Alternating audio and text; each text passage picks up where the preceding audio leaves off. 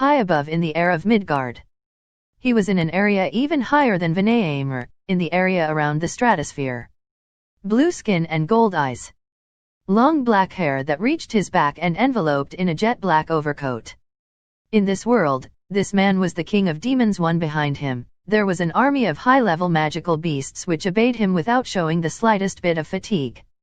He, the Demon King Orm, endlessly flew high above in the air for a particular goal, going around in search of that. Including today, it would already have been more than a week. He was informed that it was in this area. However, even as the Demon King, it was difficult to capture that which continuously moved around. Nevertheless, his effort had paid off. Right now, the thing that he had continued to look for was right in front of his eyes. I've found it now. Orm muttered and looked up.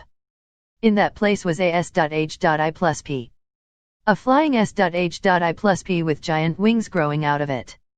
Above that strange S.H.I+P full of oxymoronic objects as mast stood one man. The tip of his bright golden hair, which shone under the sunlight, curled and spiked up. He was a young man that gave off a delicate and subtle feeling, notwithstanding that his countenance maintained a level of manliness. His muscularly built body was probably slightly over 182. The combination of his facial expression and the way he stood made him look graceful. One of his eyes was hidden behind an eye patch. Combined with what he was wearing, one could not help but think that he was trying to say, "I am a pirate." From the top, he wore a white coat, and on the back of that was an embedded emblem of black wings. His name was Castor III, also known as the Tyrannical Ways 12 Heavenly Stars, one of the Gemini of the twins. ORMVS Castor, so you've come. I've already found out that you were looking around for us since a few days ago. What is your business with me, esteemed Demon King? Castor, huh? I have no business with you. The thing that I'm interested in is a hidden treasure in that S.H.I+P. For even with the Demon King in front of him, Castor did not falter. Likewise, the Demon King also did not break his fearless and daring smile. It was an explosive atmosphere. Nevertheless, both sides remained their composure. It was as if each party knew that the one that was going to come out victorious in the end was themselves. Notwithstanding, in that place, there was not one bit of carelessness or negligence. I see, so you're after the riches. If that's what you want, I don't mind giving you what you're seeking. 5 No, you see, unfortunately, what I'm seeking isn't something that can ever be exchanged into gold. What I want is the key that seizes the heavens. No can do. The only one that can take hold of heaven is my master. It will never be you. So you're that adamant to be under Alcor, huh? In the end, together with your sister, it seems that's all you guys will ever amount to. Orm sneered as if to provoke him. However, Castor gracefully let it slide. As a start, neither side revealed their hands and just had a dodgeball with words. Indeed, it's true that I'm under Rupasama. I won't deny that I loyally follow her commands. However, I never had any intention to be below you, the King of Demons. Is that so, ho? Are you suggesting that I'm below the 12 stars? If you're going that far, even if it's me, it hurts my self-esteem. Even I can be sensitive. My apologies, it was insensitive of me. But unfortunately, I'm quite blunt, you see. I only say things that are facts, you see. The smiles they were giving off gave a very refres.H.I+NG feeling. There was not a shred of maliciousness.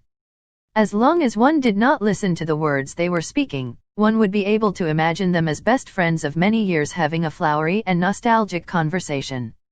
Nevertheless, the words that were spoken were poisonous. It was as if thorns were stuck onto words and then pitched at the other party with all their might. Is that so? Is that so? I really want to test that out. I suggest you stop. It's not my preference to get involved in fights where I can already see the outcome. Orm narrowed his eyes a little until only a thin slit was left as if to challenge Castor, and the air around him distorted like a mirage. At that same time, Castor grasped the anchor as if it was his favorite weapon. Originally, anchors were used to hold a S.H.I+P in place. However, this anchor's size was something that a human could hold onto, and its length was modified to be like a spear. An anchor, or rather, it might be better to say that it was a spear that was like an anchor. But it was only the size was ordinary, its weight was out of the norm. Lightly grabbing onto that anchor which could shatter the ground just by putting it down, Castor jumped off his beloved S.H.I+P, Argo 6. Subsequently, he stopped midair and faced ORM from the front. But if you say you're still going to come, I won't hesitate in being your opponent. Of course, you'll have to be prepared for an appropriate amount of scalding. I'll be let off with just a bit of scalding, huh? How nice of you. Even scalding from a full body burn is still considered scalding. One flash, another flash. The anchor, which was swung at the speed that its sound could only be heard afterwards, became like a gale as it salted towards ORM. However, ORM guarded against that with his arms and countered by releasing condensed mana which he formed in his palms. Castor maintained his composure as he continued to spin the anchor to blow away the condensed mana, subsequently swinging widely. Wind, heed my call. From the anchor that was swung down, a blade of wind was released. Despite being the same wind attribute, it was on a completely different league when compared to Jupiter of the 7 luminaries. If it was a small island, it would not be strange for it to be cut into two by the large blade. And if it hit head-on, even if it was Libra, she would not be able to avoid taking damage. Nevertheless, even this was blown away with a single hand by ORM as he closed in on Castor, then leaving a scratch on Castor's cheek with the simple pressure of his kick's after effect. Phew. As to be expected, if it's an individual strength, you'd come out above, huh? With just a few seconds worth of exchanges, Castor was able to precisely assess and determine the difference between each other's prowess. As to be expected, if it was an individual fighting prowess, the other side was above him. Even if the other side was doing a handstand, he was not sure if he would be able to win. However, that was something he already knew from the start and something already predetermined. It was nothing to be surprised about. From the very beginning, Castor's true strength did not come from his individual self. If one were to only consider individual fighting prowess, Leon and Libra would be superior to him. Nevertheless, he had no doubt in his belief that he was still the one with the greatest war potential within the tyrannical Way's 12 heavenly stars. The battles were not limited to one one's power. The army's strength was what mattered the most. Castor raised his right hand up into the air. With that as the signal, many shadowy figures gathered on the deck of Argo. They all individually released strong and majestic auras, imposingly awaiting for a sortie order. For the first time, composure disappeared from ORM's face and he showed a grim expression. Heed my call, my comrades, Argonauts, 7, show me your power. Our archenemy is here. 8 command. At the same time, heroes who were called the Argonauts all jumped out. The number of them was approximately 50, all of whom were over level 500. No, many strong ones amongst them even Serpa.s. said Castor and reached level 1000. These heroes were the living remnants from the great battle 200 years ago. No, it was not a correct expression to call them living remnants. It was because these heroes had, absolutely without a doubt, died once before. The identity of these guys were those heroes that had once fought on Rapaz's side. They were defeated and had lost their lives, yet were reanimated as fairies. They were the warriors who had sworn their loyalties towards the Black-Winged Master. Some of those that had said away did not ascend and stayed behind in this world. They were the vengeful spirits, they were corpses which moved, they were the magical beasts and many other shapes and forms. However, some of the existences amongst them, only those existences with strong souls were able to become exceptions and retain their previous life's memories and rationality, allowing them to retain their minds and become heroic spirits.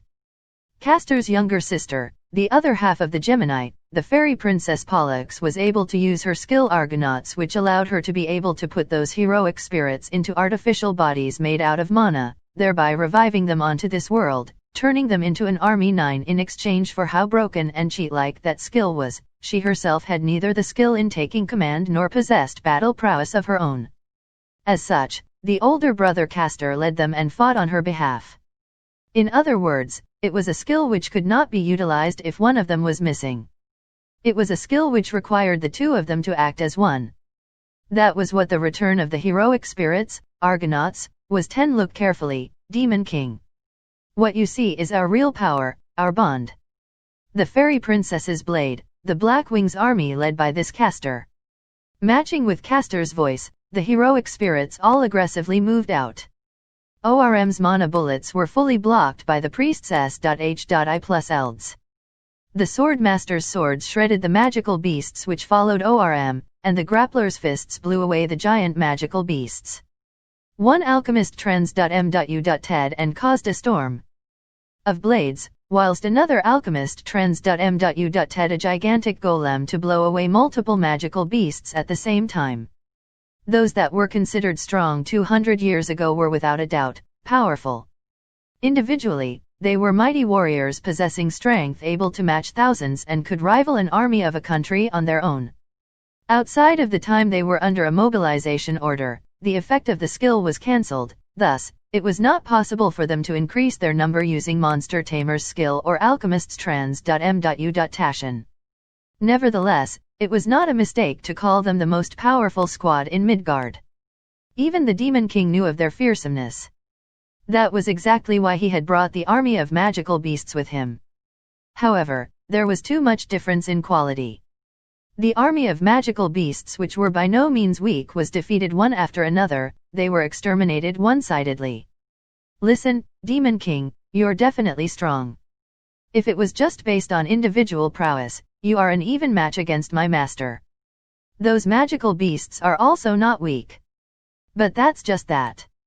If it was a simple comparison of strength, the gathering of the magical beasts was not inferior. Nevertheless, the battle was still one-sided. The magical beasts were a group, but they weren't an army at all. 11 The best they could be called was a group. There existed no order or formation. If there existed 100 magical beasts, there would be 100 magical beasts fighting in the way they wanted. However, the army of heroic spirits was different. If there was 100 of them, they would still be one. Having the strength of the 100, they moved as one and loyally faced the enemy as one. They each protected one another's back, encouraged each other, and they each gave courage to others so that they can stand against even the strongest of enemies. 1 plus 1 was not 2. It was even possible to become 10 or 100. That was what the army was. That was what the union meant. Against me, in the name of Rupa's Mafal, you, who command the subordinates to only fight as a group, shall have no chance of winning. As the commander, you are far inferior in quality against my master. Castor slid in the air and slammed his weapon into ORM. Castor's anchor slammed onto ORM's arm multiple times, causing the sparks to light up like a firework. The black overcoat fluttered and the white coat shook. The two men become a shooting star that swam around in the air, which repeatedly clashed with each other. If this one-on-one were to continue, ORM would surely win. However, from the side, a strider provided assistance to Castor by chopping at ORM's sides, dealing a slightest bit of a scratch, followed by the sorcerer's magic swallowing ORM. This is the end, Demon King. Scatter, heroic warriors. This attack will end him. Following Castor's command, the heroic spirits all backed out at once. What was released was an absolute highest tiered wood attribute arcane magic. The storm raged wild and lightning thundered. What laid behind Castor at that moment was the imposing and majestic aura of 50G.O.ds. In this world, there was only one true G.O.D, and that was the G.O.dis Alovinus. Nevertheless, faith and religion had always branched out based on the age and civilization at the time. There was a countless number of G.O.ds that was created upon the imagination of the people. This was a result of something or someone after they were buried deep in the darkness of history by the name of Alovinus, perhaps called a heretic, leading them to be persecuted and punished, otherwise labeled and treated as a devil would be, an illusion given birth by those deprived beings' imagination. This was a manifestation and summoning of those.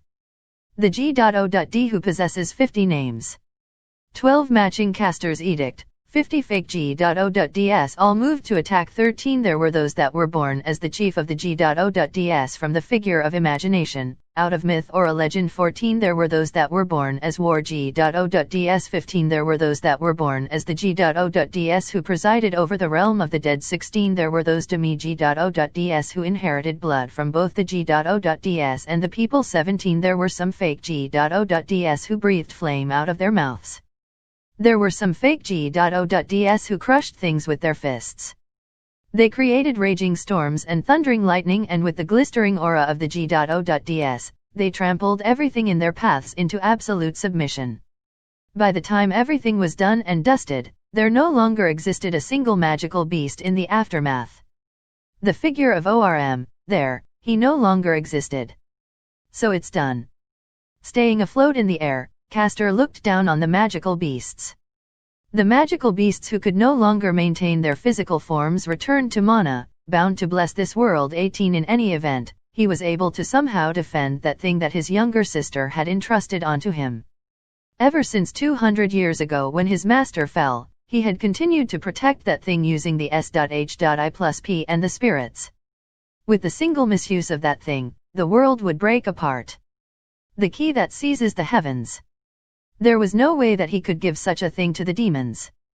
That thing belonged to his master who would one day return. Although his sister, the fairy princess, did not possess any battle capabilities, she had a strange ability. And she had announced, Master will definitely return, one day. Subsequently, she had ordered Castor to protect the key. All this happened 200 years ago.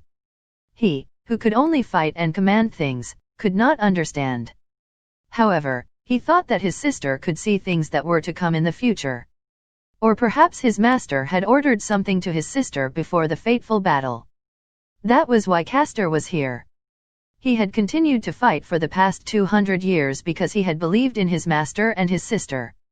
Anyways, I'll change the location of the S.H.I+P. before the next thing comes.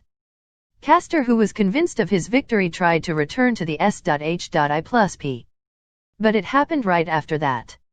Suddenly, a black ray of light scattered past the cloud and pierced through the S.H.I+P. So there was still an enemy left. Keeping an eye out on the smoking S.H.I+P that was sinking down into the clouds in his peripheral, he armed himself with a weapon as he turned around. The heroes also readied themselves into a battle stance, individually arming themselves with weapons.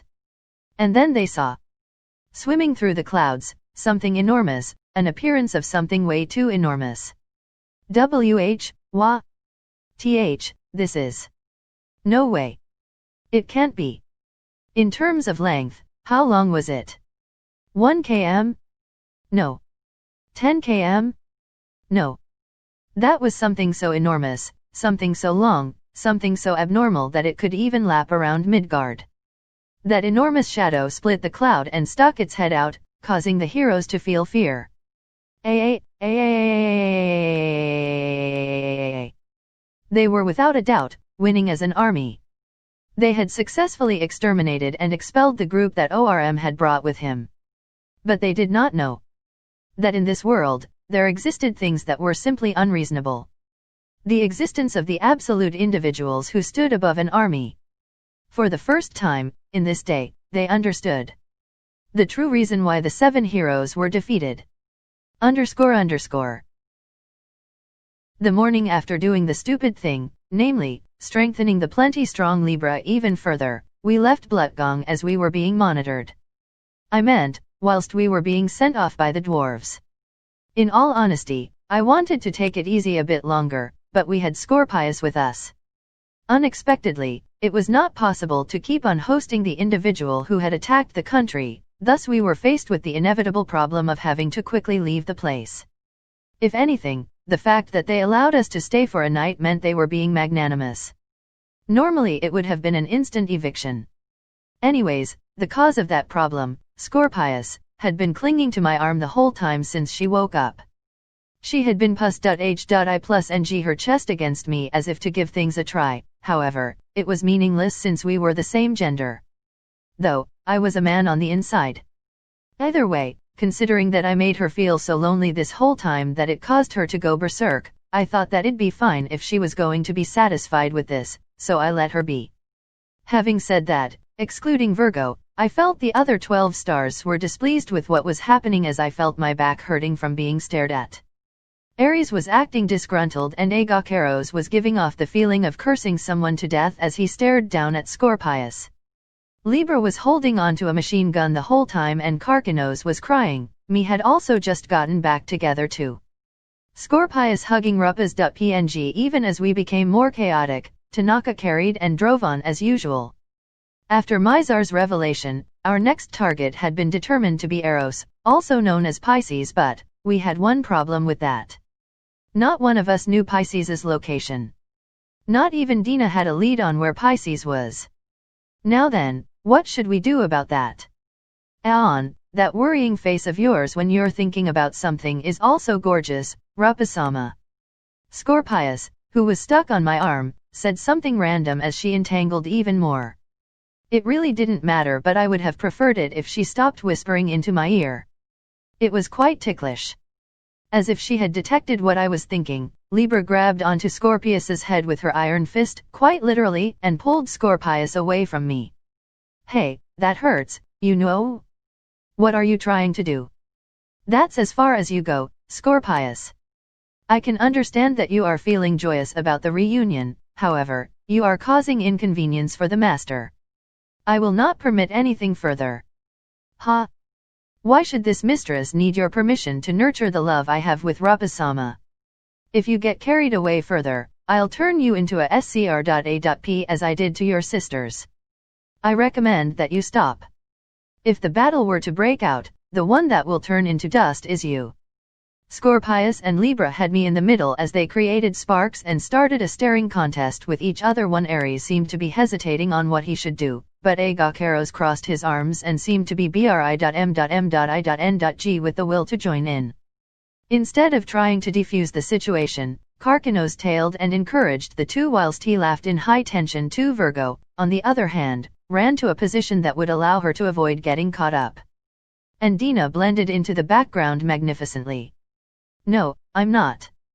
Well, blending into the background was a joke.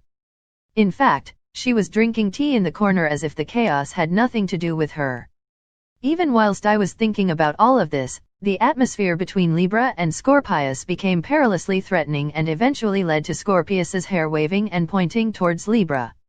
Matching that, Libra clenched her fist, creating a volatile situation. Thinking that this was getting too dangerous, I came between the two to break them up. Stop this. You two, are you intending to break Tanaka? Looks like you managed to get away with your life, Scorpius. Are you talking about yourself? Libra. With me stepping in, the fight was somehow avoided, however, they still continued to stare at each other. These guys have such a bad relations. H.I+P, oi. Aries and Agacharos had quite a good relations. H.I+P, but it seemed not every member of the 12 heavenly stars got along well.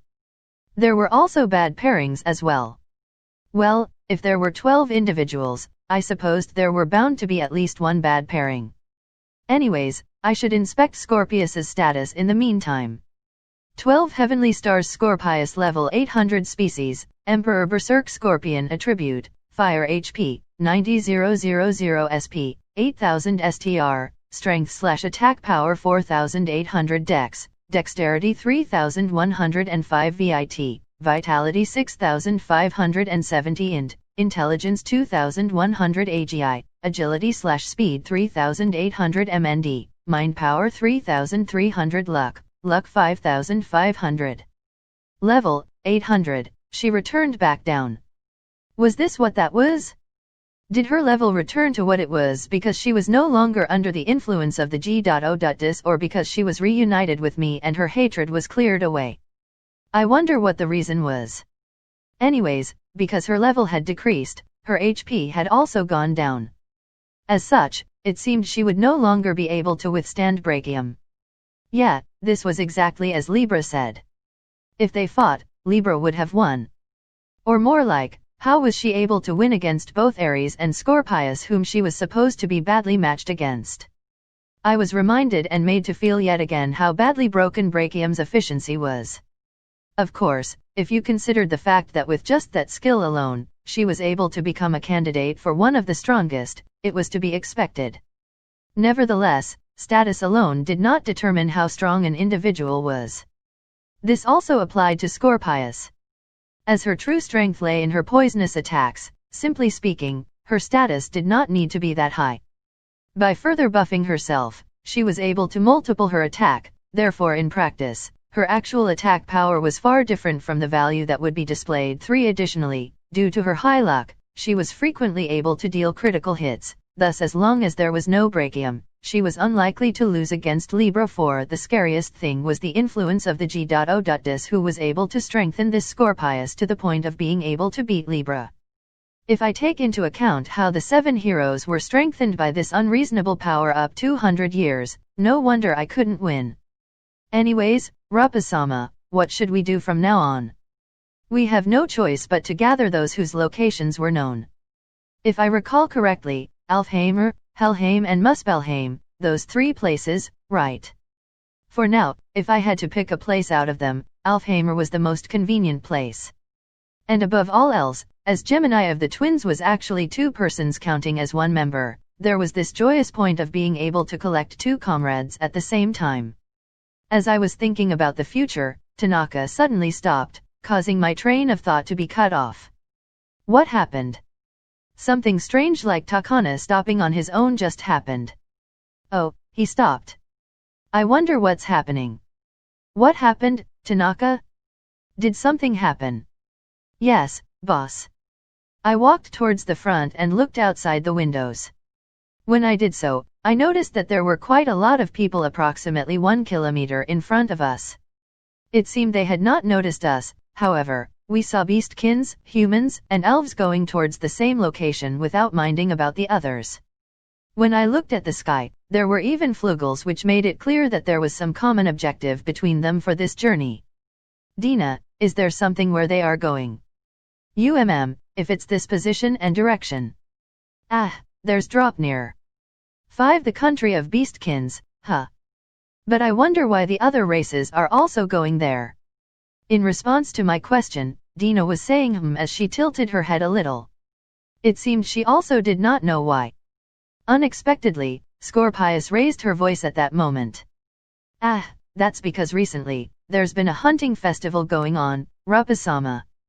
They would release all the magical beasts that the tamers have caught at the same time for this ridiculous competition to determine the strongest of these weaklings by seeing who can hunt down the most number of magical beasts. I see, Ho, you're quite well informed. Yeah, of course. That's because after I destroy Blutgong, I was planning on spreading magical beasts randomly for this hunting festival, then storm into that country. I see. So dangerous.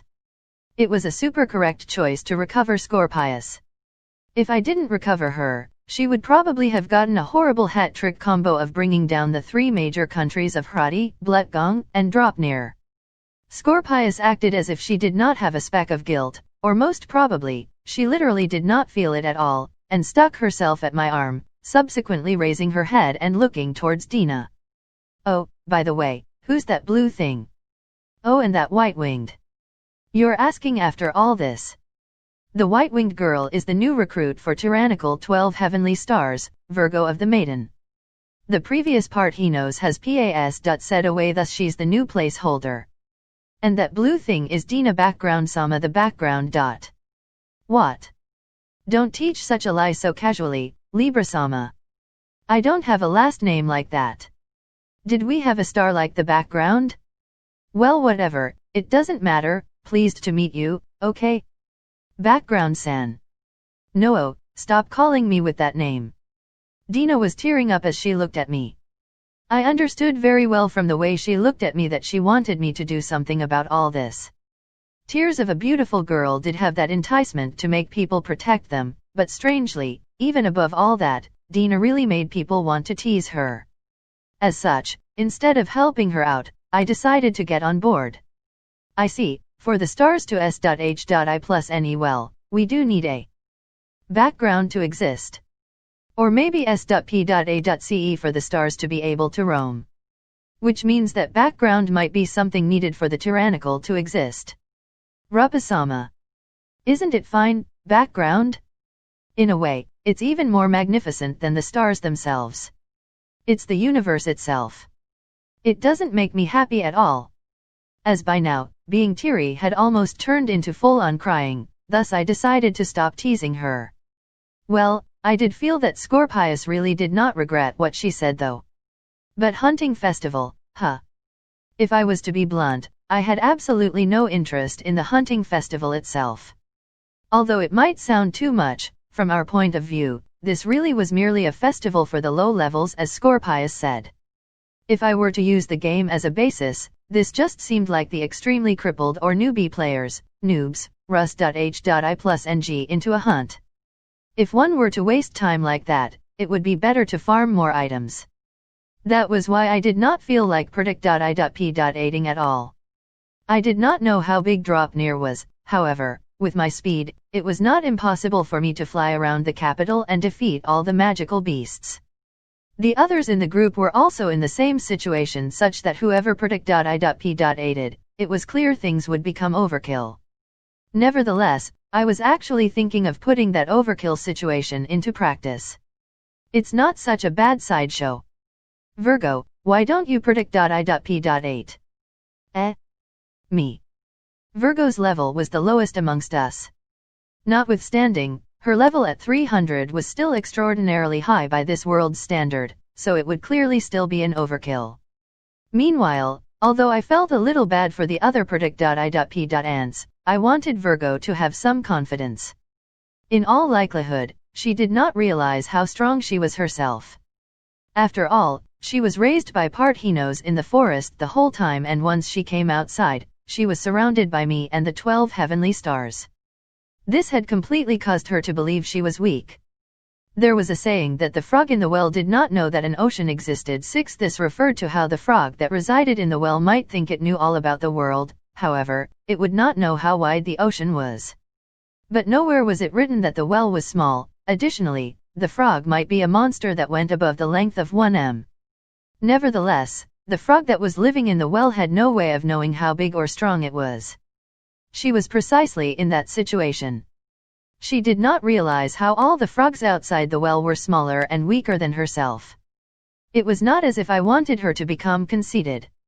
But I wanted her to at least have the confidence matching of her own ability. I believed it was my duty to think about things like that as someone that was entrusted to take care of her by Parthinos. Rupa-sama, you are seeking victory over the hunting festival? If that is your wish, please leave it to this mistress. I will serve up all the magical beasts and Predict.I.P. ants with poison for your pleasure. If you leave things to me, I will show you the country of beastkins sinking into fear and terror. I will wipe the whole country with brachium. I'll turn back into my sheep form and stomp on the capital. Wait. Then I'll use Dawnstar on the whole capital. No. Only me amongst the stars don't have a large-scale attack? Me can't win with this. All of you are banned from Predict.I.P. aiding, understood? These guys, why are they saying such a dangerous thing so casually? The capital is not a magical beast, you know. Even if you destroy the capital, you won't win, you know. Anyways, it's fine even if you don't use these guys as your reference. If it's you, even if you don't use these idiots as the standard, you have more than enough ability to aim for the victory.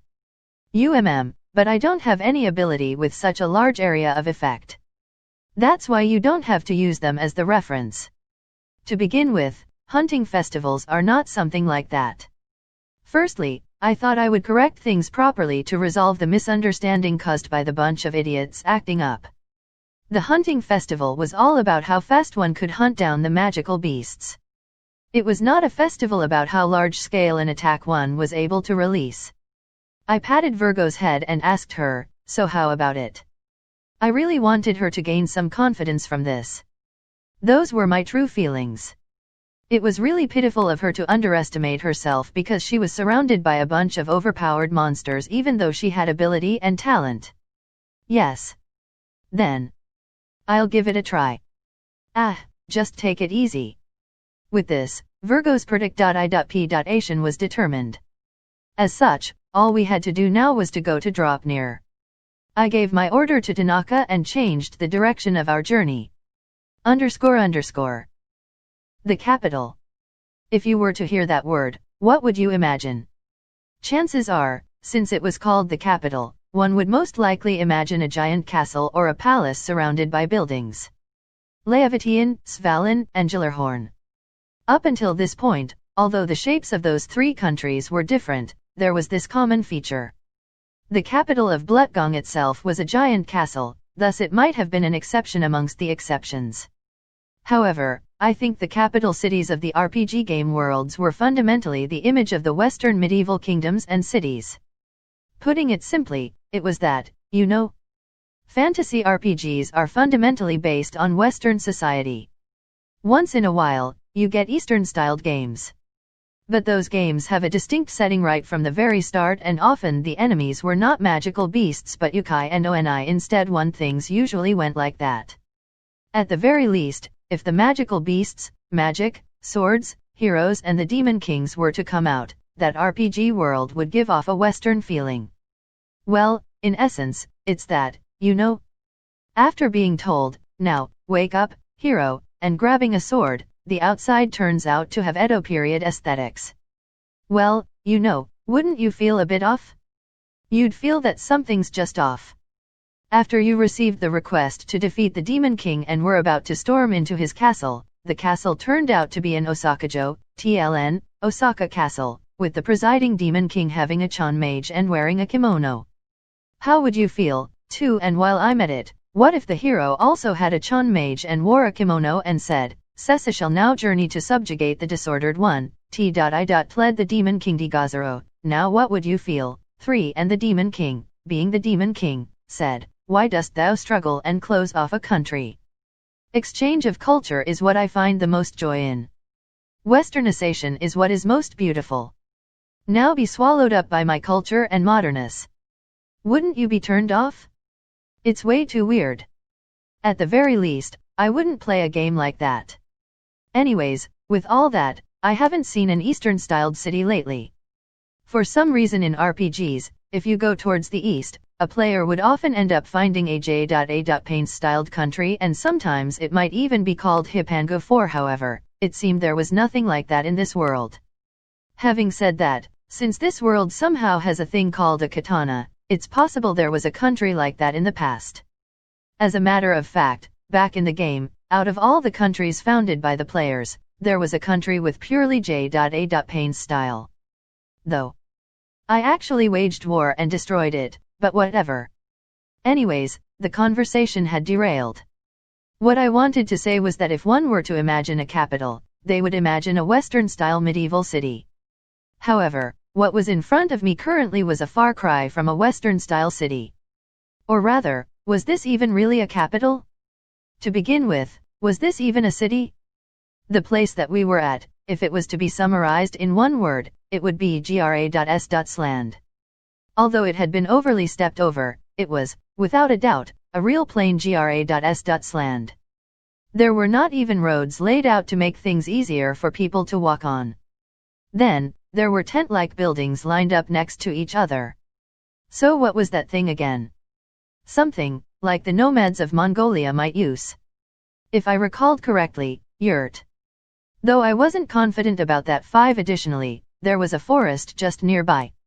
It seemed there were also beastkins living within that. I wonder what this capital thing is supposed to be about. If the king is residing there, then it's the capital. Though, in regards to Draupnir, rather than a king, they have an emperor. So technically, rather than a kingdom, it's an empire. 6 To take the T.I.Tle of the emperor, they really put themselves on the pedestal. There are many tipis of beastkins. Taking flugels for example, at most there are only 2 different types, white-winged and the rest, but the beastkins are not like that. There are felines types, dog types, horse types, cow types and so many countless other types like elephants and rabbits that it would be pointless to list them all. Not to mention, even within the same species like feline type, there are many different subspecies like cats, tigers, lions, leopards, cheetahs, and other finer ones. I see. So you're telling me, even though they're all bunched up together under the umbrella of beastkins due to their appearances, in actuality, they're just many different finely split species, huh? To Dina's explanation, I bobbed my head in a nod. Although it was a common understanding that the world of Midgard was split into 7 different races, the reality was that it only worked out that way because all the beastkins were forcibly categorized as one. Well, of course it was. Even if they're the same beastkins, there was no way the lion-based beastkin and rabbit-based beastkin were of the same species. There were even those animals like tigers and bears who lived within the forest. However, if we were to count all of those different species, there would be well over 100 different humanoid races. It would create a strange situation where majority would be some sort of beastkin. Ia.s.sum. That was why it was all bunched up as one. The ruler who commands over all the different beastkins. Hence, that is not a position of king, but the emperor. At least, it seems that is the logic to their claim. The ruler who stands above the kings of many different races, hence he is the emperor, huh? I see. To think there's someone that disregards Rupasama and claims the position above the king, how irritating. Such an obsolete country, maybe I'll drown it in poison right this instant. Although I was fairly satisfied with the reasoning from Dina's explanation, it seemed Scorpius was not pleased with it at all. I quickly grabbed and put her under control as she said some dangerous thing and took on a battle posture. Cease now, Scorpius. It's a fact that the current me is not a king. It matters not to me that a random person decides to call themselves an emperor, sovereign, or monarch. Aeon, as expected of Rupasama. How so merciful and benevolent. 7. As soon as I stopped her, she very readily retracted her insane aura and returned to sticking onto my arm. And that. It was only because of my specifications that I did not feel anything. If it was someone ordinary, their arms would be feeling quite numb. Anyways, you can stop clinging onto me now. There was a slight fear of not knowing what she would do if I said something like that. Maybe I was too hasty in adding her back as a companion? However, what Scorpius is saying also makes sense. The T.I.Tle of an emperor who stands above kings is only suitable to someone like Rupasama who had ruled every country. What do you think, Rupasama? Once you retrieve all of the 12 heavenly stars, you can once again rule the world and at that time call yourself the emperor. For a crab, that was a good suggestion. In that case, how about we rename the tyrannical way 12 heavenly stars as imperial way 12 heavenly stars when that happens? Ah, that sounds cool. In the back, whilst ignoring the person in question, the crab, the goat, and the sheep were getting heated up. Haven't I been saying that I'm not interested in dominating the world anymore? Why should I repeat the same mistake? 8. If I did something like that, I'm going to become the last boss route again and be beaten by the hero-san. To be ganged up on by the hero, the Demon King and the G.O.Dis at the same time is just an impossible game, you know. The hero-san's still weak right now, but his CLA.S.S selection is really busted, so, just by becoming a level 1000, he would become the same strength as me. 9. These hacks tier cheap cheats should be limited to a reasonable degree. Ah, there are also Bennett and Leon, so I'll get hacked 5 ways. Yeah, definitely not happening. Well, those things don't really matter. More importantly, can you figure out where the reception for the hunting festival's registration is? I think it'll be fine if we head where the people are flowing into. Then we'll do that. I decided to accept Dina's suggestion and tag along with the wave of people. It's really an irrelevant thing, but my get-up this time was a full body cover, so I was in suspicious person mode. After all, in this place, there were also elves and flugels. I could not say for certain that there would not be anyone who remembered what I looked like. Fortunately, because there were adventurers and travelers from all over the place, I did not stand out too much. Amongst the other adventurers, there were some very eccentric ones that they might even have been able to say, so what? There were some really eccentric appearances. Compared to those people, what I was wearing was far better. If I were to get specific, there was even an idiotic man who was wearing bikini armor. Even if the effects are just that good, I still question whether. I get that this isn't a game and you can technically equip female-only equipment as a male if you really wanted to, but. Rappa-sama, that person. Don't look at him. Virgo was pointing her finger at the bikini armor and was trying to say something, however, I covered her eyes and turned her forward. It was fine that such perverts do not enter into your vision. It was poison for the eyes. Anyways, the Beastkins are really quite diverse. That guy, Dubhe, did really well in unifying all these people. As I looked around, I was really made to feel how diverse and numerous the number of species categorized as Beastkins were. The more I looked around, the more I felt there were a lot of them. Starting from the ever-standard cat and dog species. There were even lizardman-looking reptilian species. Considering those were also under the Beastkin umbrella, it was quite surprising. Additionally, I was able to confirm half-humans when I saw humans with animal ears and tails. Well, if I had to point out something, it would be that especially for the half-breeds, their appearances looked a little like Sakayaki, and I thought it did not match them well at all. 11 Who was going to benefit from the rabbit-eared middle-aged man with a beard? Were they going to start flying as they said Mamma Mia in the air? 12 If I may say something, those no-brain beasts would never have been able to achieve such a difficult feat. I would like to state that they merely stole the governance that Rappa-sama built up. I was honestly impressed with Dubhe, however, Libra cut in from the side with harsh words. You really are merciless against every one of the 7 heroes except Mizar. Ah, I can see something resembling a line. Look, everyone's lining up. Looks like that's our destination.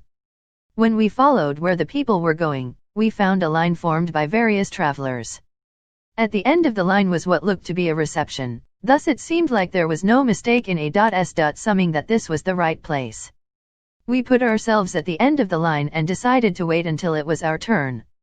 Yes, with this, the registration is complete. The hunting festival will happen tomorrow, so please take things easy tonight. After deciding to register for the hunting festival, SEI received a number plate from the receptionist and nervously stored it into his pocket. After leaving Svalin, the heroes group came to drop near in search of information. It just happened that at this place, there was a hunting festival which gathered many travelers, adventurers, and merchants precisely at the right time.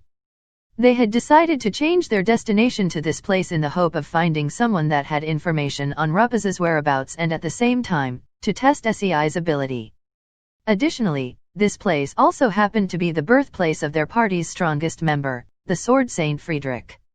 After SEI told Friedrich he wanted to talk to Rappas before deciding anything, Friedrich became very meek like a cat which was borrowed from a neighbor. The party's decision matched up when it was decided that part of the reason for coming to this place was to cheer Friedrich up. There's quite a lot of different types of people. SEI looked at all of the travelers that were in that place with great interest. Brawny warriors with heavy armor.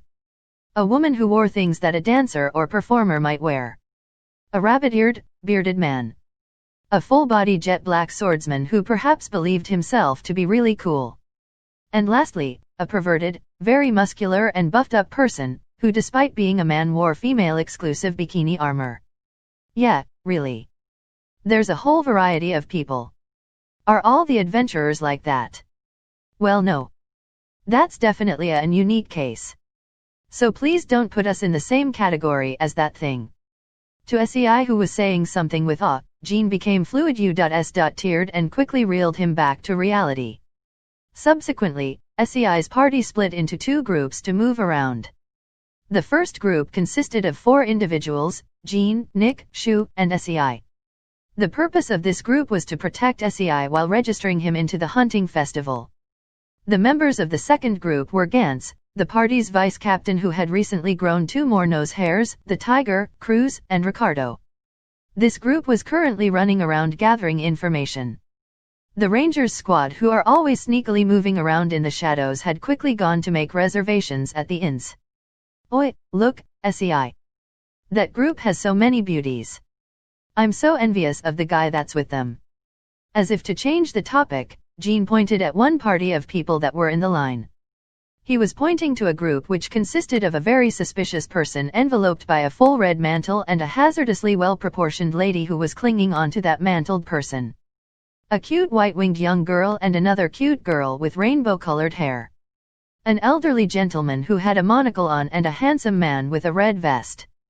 Lastly, a blue-haired beauty and a maid with brown hair who gave off a stiff feeling and stood quietly by.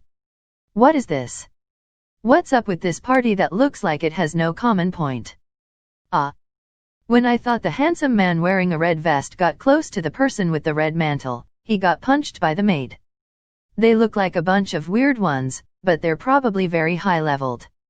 That sexy lady's intense look is very arousing. Yeah, it's definitely a gathering of beauties. Right? Anyways SEI, which one's your type? Well, no, I don't have something like a type.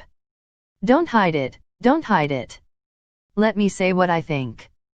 Your type is either the white-winged girl or the girl with the rainbow-colored hair. Hey, you actually like the ones who give off the quiet and shy feeling, don't you? Jean had SEI locked under his arm and was coercing SEI whilst saying, now, reveal everything. At this time, SEI thought that although Jean was typically very nice and sociable, he was a troubling person at times like this. However, at this moment, Jean suddenly released SEI and made him sound as if to ponder on something. What happened? Well, I have this feeling as though I've seen them somewhere before. But I don't think I'll forget them if I ever saw a beauty like that before. Maybe it's just my imagination. Jean tilted his head as if it was something strange, however, SEI was thinking he was just imagining things. Having said that, Jean was definitely not someone in possession of a good memory. Jean was the type of man who had even forgotten how he recently got his hands on the items he had. As such, SEI believed this time was also just because of his forgetfulness. It's probably just your imagination. Anyways, we should get going. No way. I'm sure I've definitely met them before. I wonder where it was.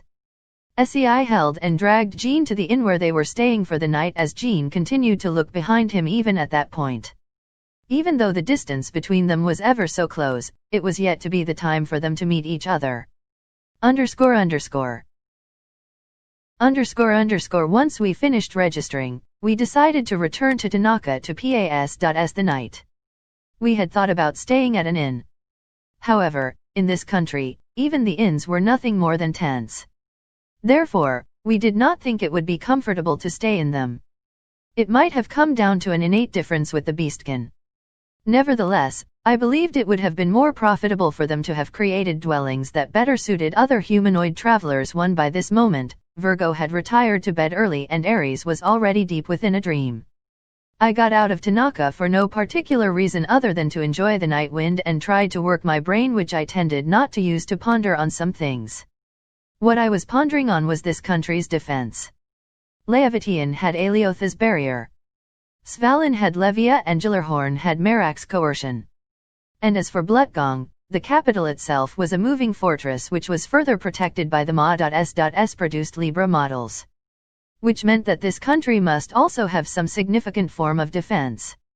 If I were to think about it, although whatever was serving as the defensive mechanism might currently be on our side, it would be wise for me to think about the possibility of them turning into an enemy. After all, for the citizens of this country, there was no significant difference between the demons and I. There was no doubt that they thought of both of us as a menace. Which meant that the chance of the defensive mechanism of this country bearing its fangs at us was not insignificant. I did not think for a moment that we would be unable to handle it if such a thing occurred.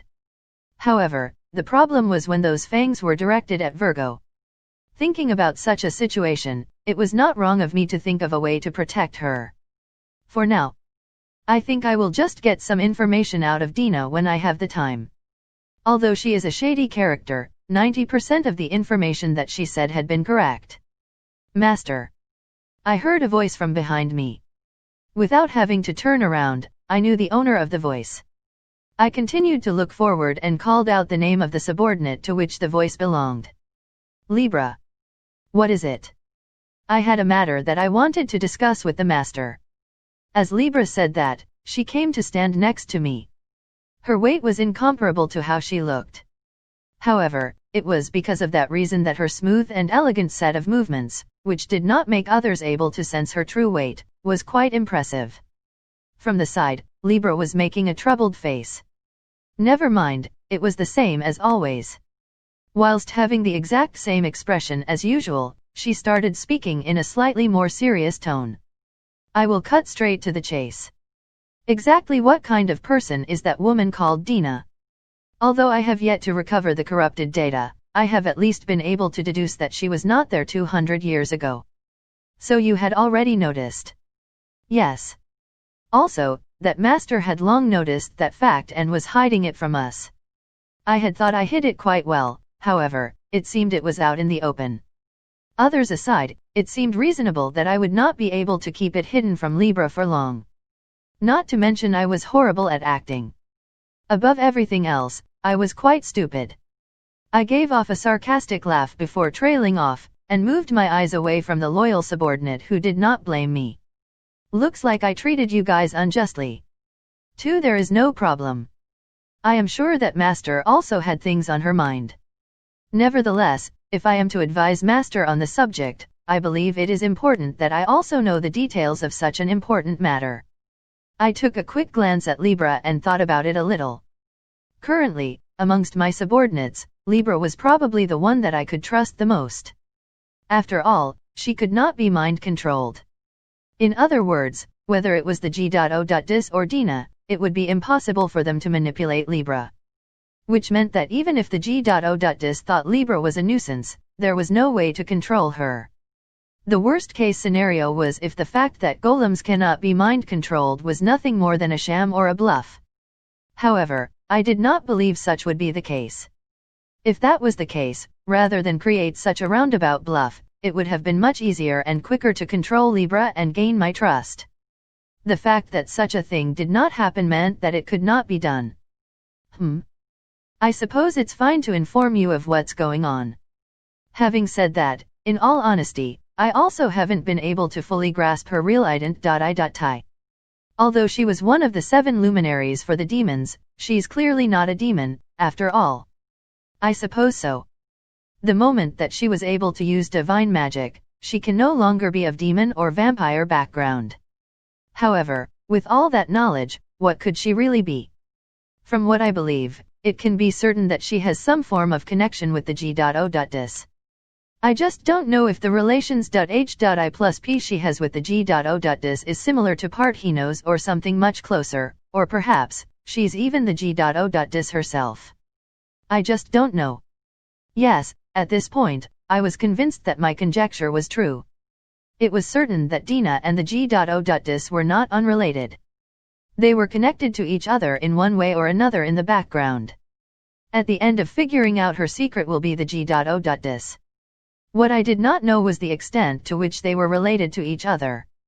Whether her relations.H.I plus P with the G.O.Dis was of the same standing as what part he knows had to the G.O.Dis in the past.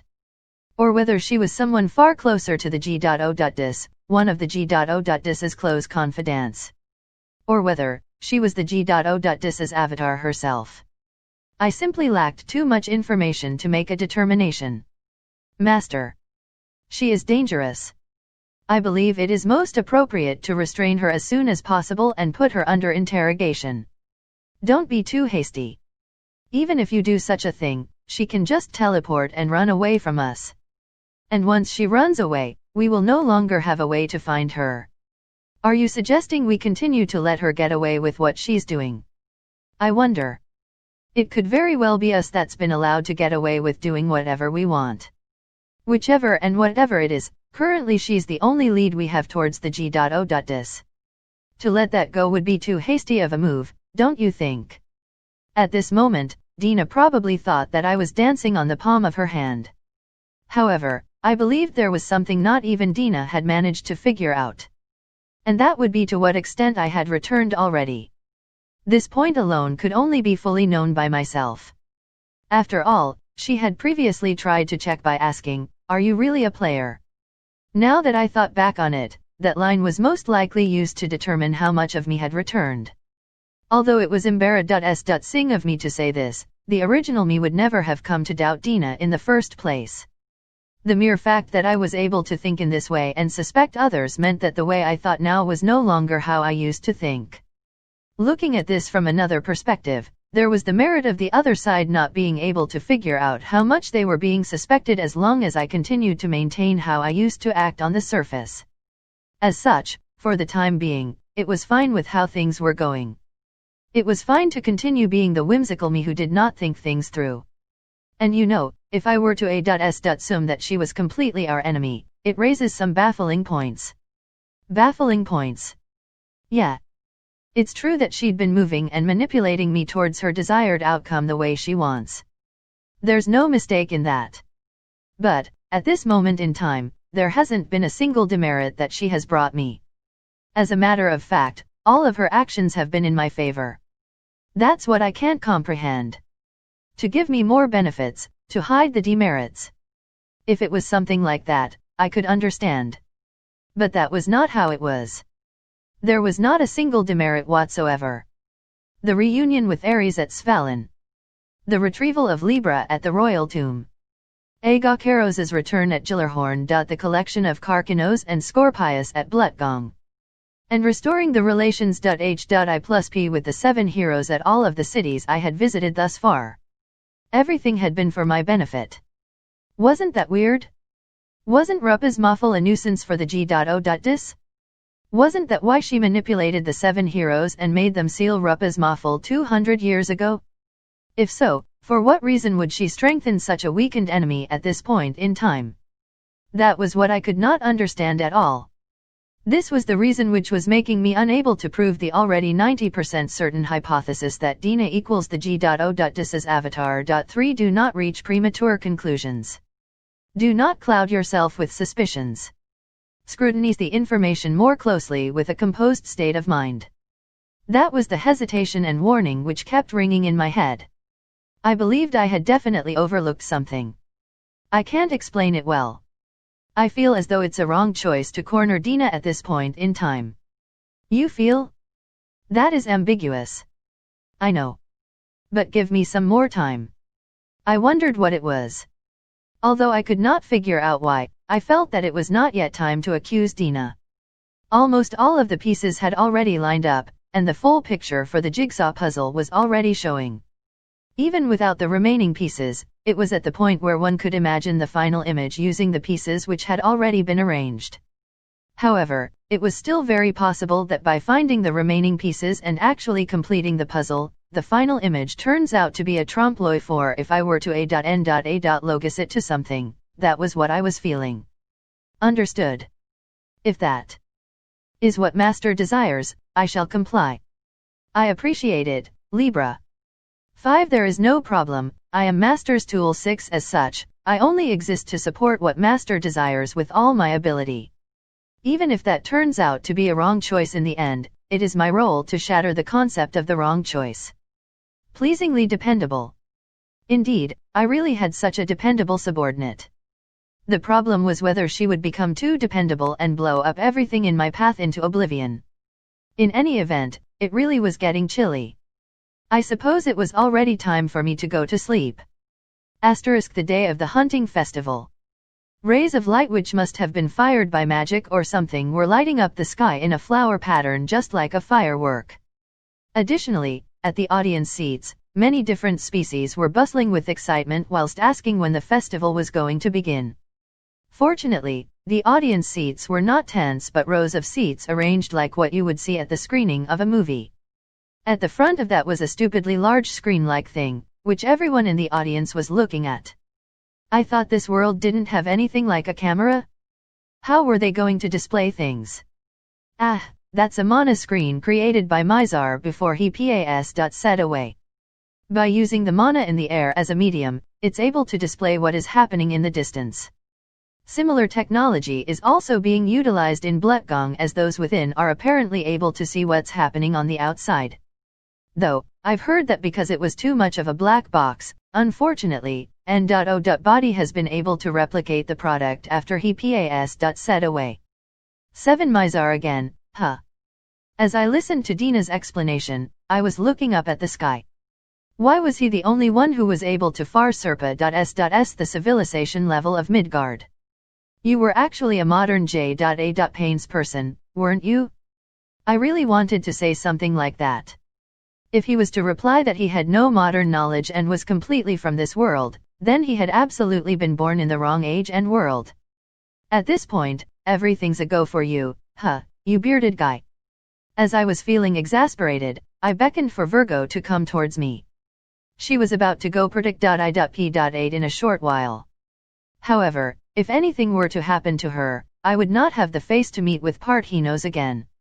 As such, although it might have been an overkill for this festival, I had gotten Dina to bring a weapon from the tower. Notwithstanding that it was a hand-me-down weapon which I was using around mid-level, it should still be an effective equipment for now. Rapasama, what is this?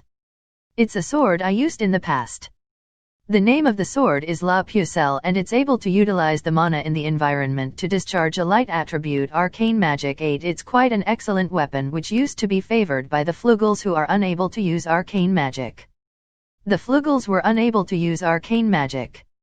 However, within the game, as if it was a promised or a standard concept, there were weapons which could bring out the same effect as arcane magic just by being used.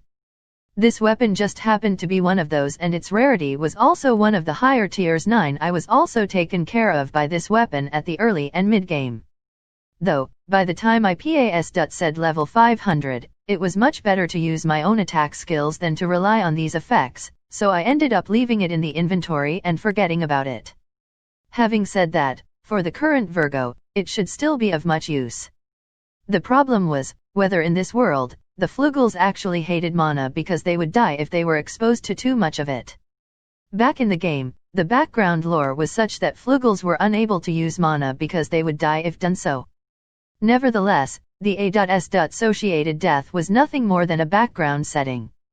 This was why, back in the game, one was able to see Flugel players casually show up at Helheim, which was filled with mana, without consideration and in contradiction with the background setting.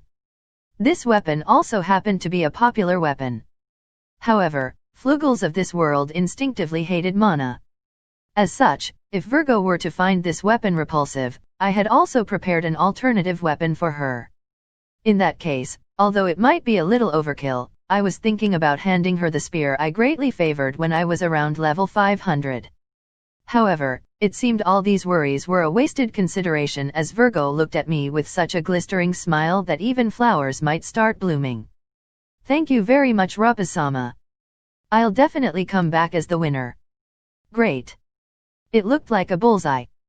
Behind me, Scorpius was literally burning the surrounding GRA.S with the flames of jealousy. However, I did not have any intention to give her my hand-me-down. I was scared that if I were to give her something, she might end up using it for some weird purpose. Or more like, Scorpius, don't be literally releasing flames. It's a nuisance to the surroundings. Virgo. A sword alone is lacking firepower. From me, I would like to give this anti-golem cannon. Stop it, Libra. Although I did not know if she was feeling compet.I.tiv or really thought it was lacking firepower, I chopped the top of Libra's head who was trying to give something like a rocket launcher to Virgo. Hey you, that's clearly an overkill item that was going to blow up the area. Or more like, where did you even take out something like that? Please take care, okay, Virgo? If it gets dangerous, just quickly call for us, okay? I'll quickly fly to you with Messerthem. If it's me, I can plunge all of the predict.I.P. ants into utter despair and incapacitate them. If you require it, just say so. Erat, what about I try dispersing the whole place with poison? If I do that, you'll be able to win easily, you know. Then me will. Although Ares and the others were saying some dangerous stuff, Karkanos alone could not come up with anything. He thought about it quite seriously and eventually cupped his head. 10 Karkanos, you run slowly so you won't make it in time to help. You can't use either ranged attacks or support magic so. Honestly, aren't you just an incompetent fool that's limited to defense and countering? You can't do anything other than bas.h.I plus eld, right? N-O-O-O-O-O-O. Ares, Agacaros, Scorpius, and Dina did not even hold back at all and shattered Karkanos's heart one after another. Oi, stop it. Though what you're saying is true, he's the best amongst the 12 stars when it comes to being the S.H.I plus Eld. But yeah, this guy, he really has no role outside of being a S.H.I plus Eld. V4 character introduction __. There were a few minutes left until the start of the hunting festival. With a nervous-looking face, Virgo strongly held onto the sword whilst waiting for the festival to start amongst the other predict.I.P. ants.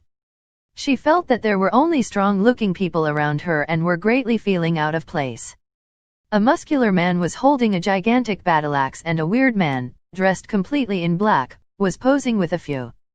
There were also a martial artist who was clearly over 2 meters in height and a random chubby human with a single piece of white loincloth around his crotch too. There were also knights with full plate armors which made one feel that they were strong.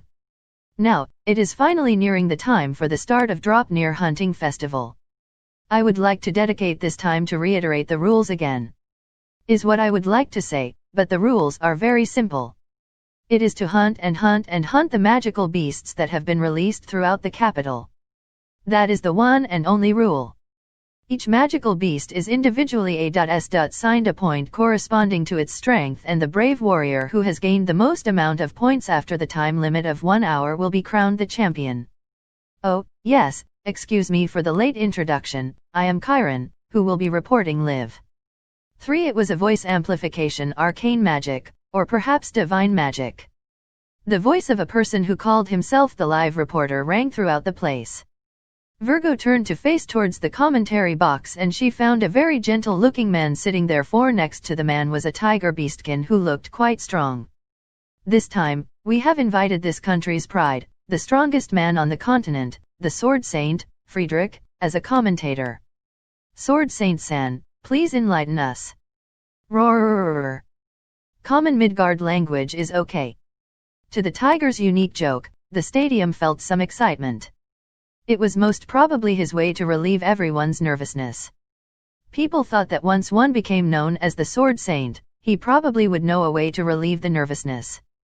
Now then, the time for the curtains to be drawn is finally upon us. Is everyone ready? Now get to your position, and start. The reporter's voice indicating the start of the hunting festival rang. At the same time, some form of arcane magic must have been fired as a loud and explosive round could be heard. All the predict.I.P. ants started running to take the lead, and Virgo also ran with all her might so that she would not be left behind. When she did that, she reached the very front in a flash. Wait, what? Although she thought in this way, this was just a matter of course. There was simply too much difference in their levels and statuses. Could everyone be holding back because they're being considerate of others? Thinking along those lines, Virgo looked back as she ran at the very front. Having said all that, this festival was not a running competition. It was a festival on how many magical beasts could be hunted. The predict.I.P. ants each used their own instincts and experiences to find and run towards spots that magical beasts might gather, leading them to scattered in all directions. And in front of Virgo was a magical beast with the height of over 2 meters and a face that looked like it was trying to say "I'm strong, you know," blocking the way. Green skin with a well-trained muscle. It was a creature wearing a loincloth. It was one of the demi-humanoid species called the hobgoblin. Gobugobio. The hobgoblin was most probably underestimating Virgo, who appeared weak. With a creepy smile, it slowly closed in on Virgo. On the other hand, Virgo was not confident in her own strength. Although there was a saying that the frog in the well did not know that an ocean existed, the well that she lived in was filled with nothing but monsters who could scatter that giant ocean into oblivion. As a consequence, she did not know her own strength. Even then, the reason she did not falter was that her master had an expectation out of her. She could not do such a disgraceful thing like run away even after getting gifted a sword. Yay! Thinking in that way, she charged in with a desperate feeling. She thrust her sword and pointed it towards the hobgoblin's chest. When she did so, the hobgoblin was pierced without the slightest bit of resistance and collapsed onto the ground without even being able to raise its voice. Predict.I.P.Ant number 760, Virgo. 8 points obtained. Due to how easily she won, Virgo became a little befuddled. She then slowly and nervously approached and nudged the hobgoblin's corpse. However, she did not get a reaction from it. She noticed that there was not a shred of sign of it resuscitating and that it truly was dead. Looking at the situation, Virgo finally realized that she had won and thought about what was going on a little. Could it be?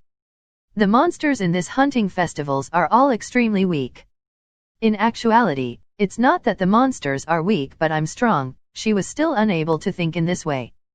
However, she thought that things would work out somehow if the enemies were weak. Without realizing that she was under some weird misunderstanding, she stood up and motivated herself. If it's something like this, I can do it. Even if I can't win, I can still fight to the degree of not embarrassed. Sing everyone. Virgo batted her white wings and danced straight into the air. The act of flying itself was not excluded by the rule. To fly in the air was also judged as one of the skills.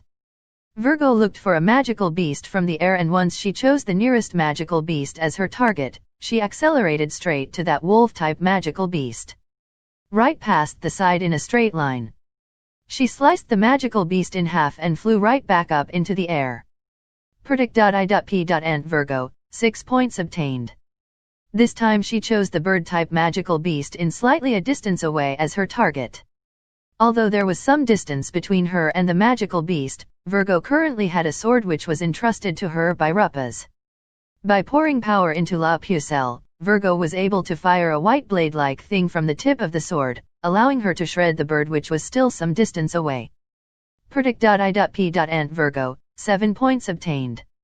Without reducing her speed, this time, she was able to find a pack of goblins. With the height of around 150 cm, there were 2 ordinary goblins holding onto clubs as well as a rare species of goblin which held a staff and used magic, a goblin magician. Thus there were 3 enemies in total.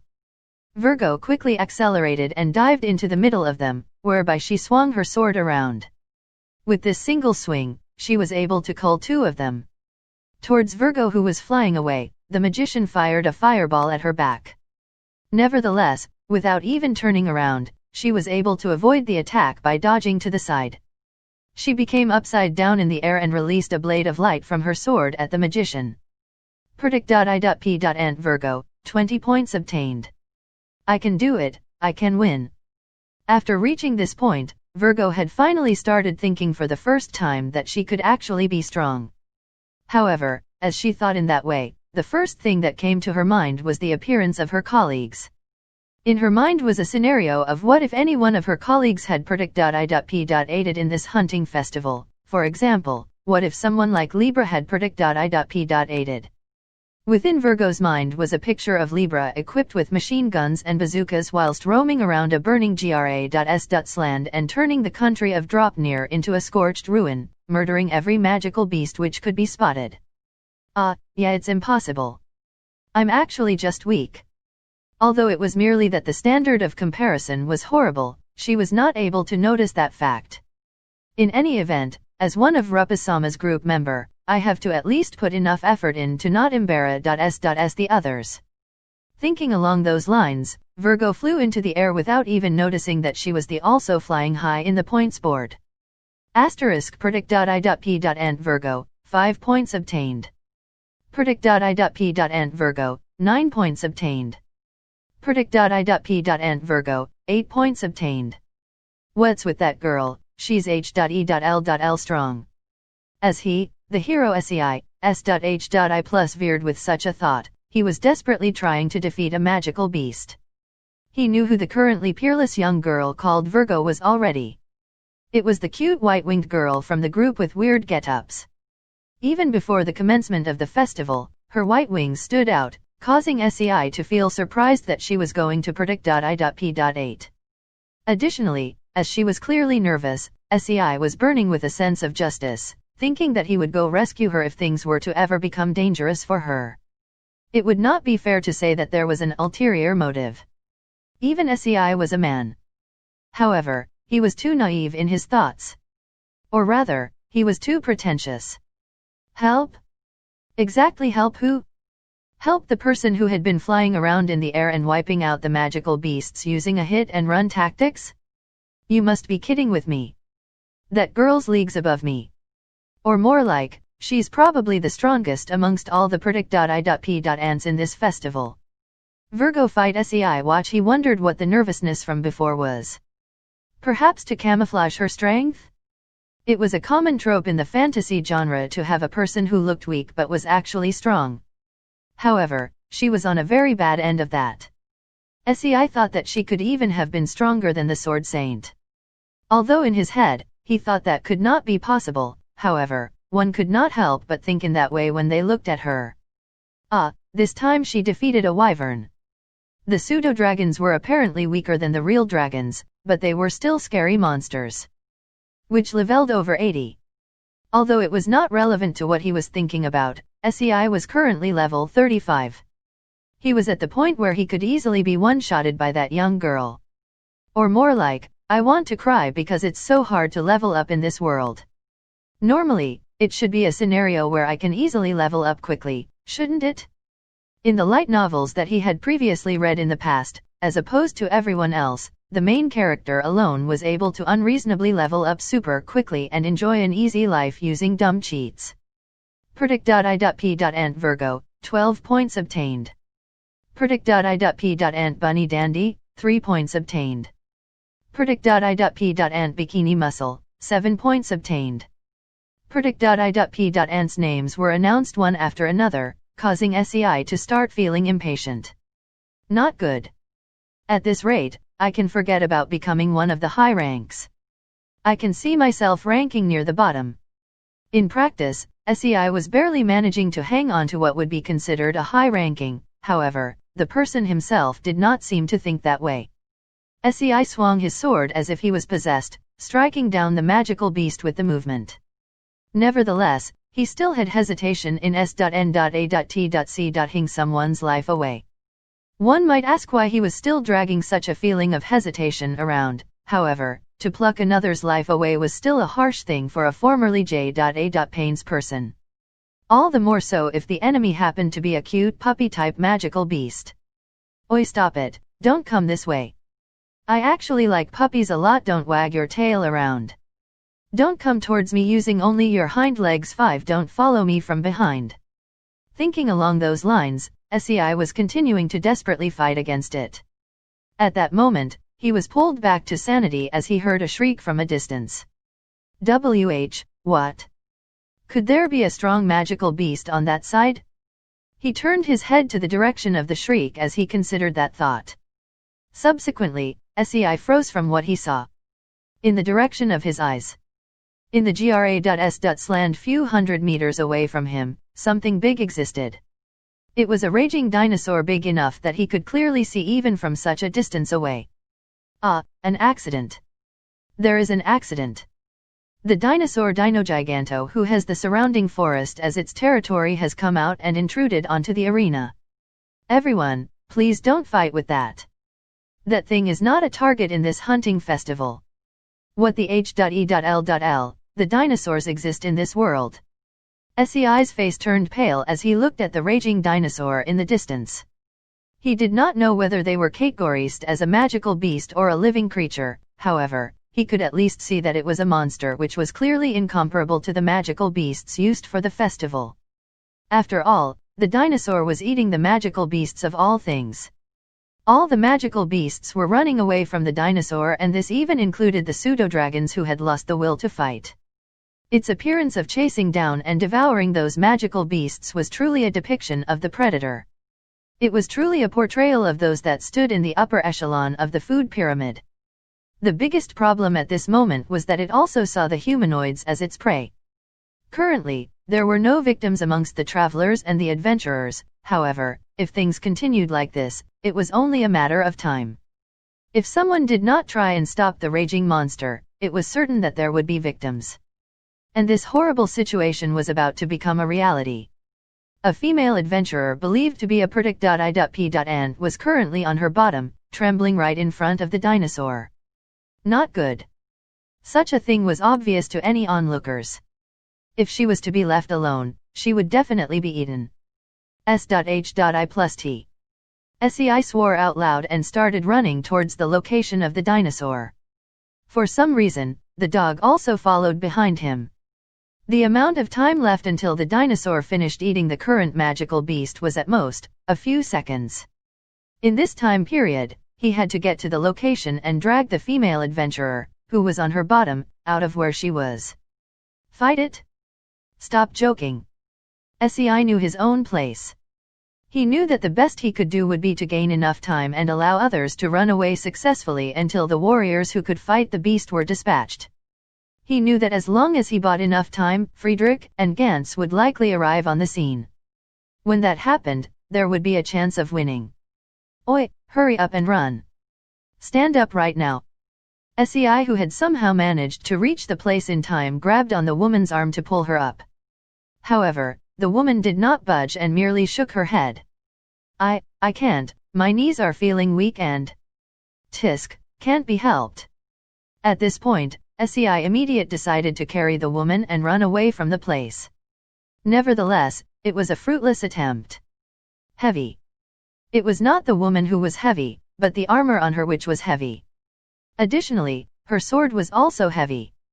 With so much weight around, it was not possible for him to carry her and run away. Oi, leave your armor and sword behind. I can't carry you around like this.